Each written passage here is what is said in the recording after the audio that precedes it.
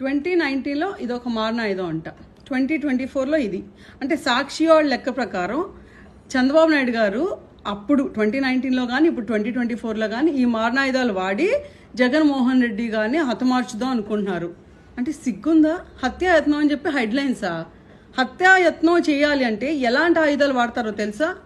తెలియకపోతే అవినాష్ రెడ్డి అని ఎంపీ ఉంటాడు జగన్మోహన్ రెడ్డి పక్కనే, వెళ్ళి అడుగు చెప్తాడు.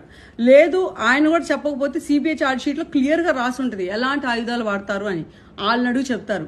అవి కూడా తెలియకపోతే వివేకం అనే మూవీ ఉంటుంది యూట్యూబ్లో, ఫ్రీగా ఉంది, ఓపెన్ చేసుకుని మొత్తం బిట్ టు బిట్ చూడు.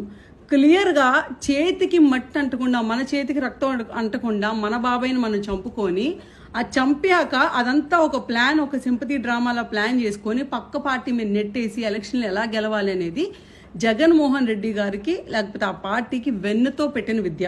సో అలాంటి పార్టీ, అలాంటి నాయకులు బయటకు వచ్చి మా మీద హత్యాయత్నం చేస్తున్నారు, బాబు గారు వచ్చేసారు ఇచ్చేసారంటే ఎవ్వడు నమ్మడు.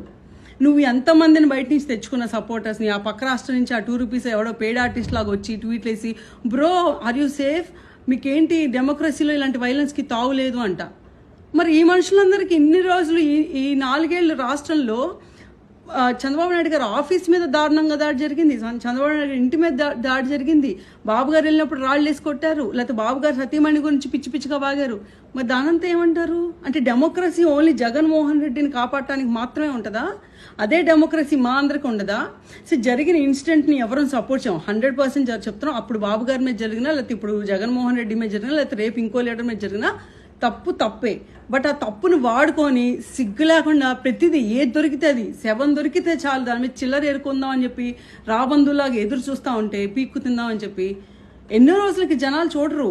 ఇప్పుడు చిన్న పిల్లోడిని అడిగినా ఇదేంటి బాబు అంటే కుక్కల్ని కొట్టడానికి వాడే రాయండి అని చెప్తాడు. ఏదో మన ఇంటి మీదకి లేకపోతే మన మీదకి ఏదైనా పిచ్చి కుక్క వచ్చినప్పుడు ఈ రాయి వాడతాం అంతే, మనుషుల్ని చంపడానికి కాదు. ఆఖరికి ఆ కుక్కను చంపడానికి కూడా ఈ రాయి పనికిరాదు. సిగ్గు తెచ్చుకోండి.